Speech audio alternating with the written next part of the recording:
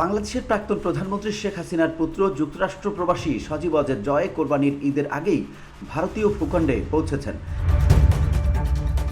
তিনি ঈদ উদযাপন করেছেন মায়ের সান্নিধ্যে। বর্তমানে তিনি ভারতে অবস্থান করছেন। আওয়ামী লীগের ঘনিষ্ঠ একাধিক সূত্রের বরাতে মানবজমিন এই খবর দিয়েছে। শেখ হাসিনা গণবিক্ষোভের প্রেক্ষাপটে গত 5 আগস্ট ভারতে রাজনৈতিক আশ্রয় গ্রহণের পর এই প্রথম পরিবারের কাউকে সামনে থেকে দেখার সুযোগ পেয়েছেন।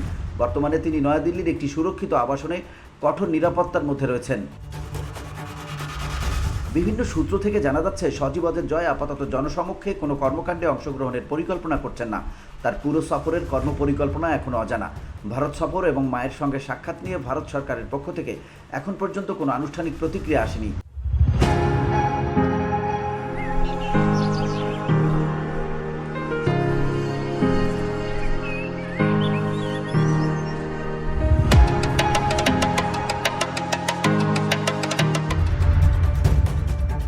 পূর্বে মানবজমিনে প্রকাশিত একটি প্রতিবেদন অনুযায়ী জয় হঠাৎ করে মার্কিন নাগরিকত্বের জন্য আবেদন করে দ্রুত একটি মার্কিন পাসপোর্ট সংগ্রহ করেন। ভারত ভ্রমণের জন্য তিনি ভারতীয় ভিসা প্রার্থনা করেন এবং অনুমোদনও লাভ করেন। শেখ হাসিনার সঙ্গে সাক্ষাতের ব্যাপারে ভারতীয় কর্তৃপক্ষের অনুমতিও তিনি পেয়েছেন বলে সূত্র থেকে জানা গেছে।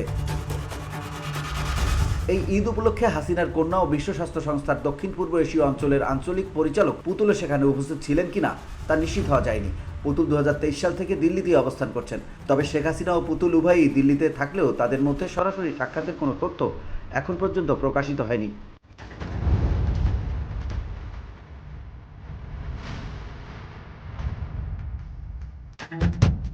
ভিওটি বাংলা নিউজ ডেস্ক।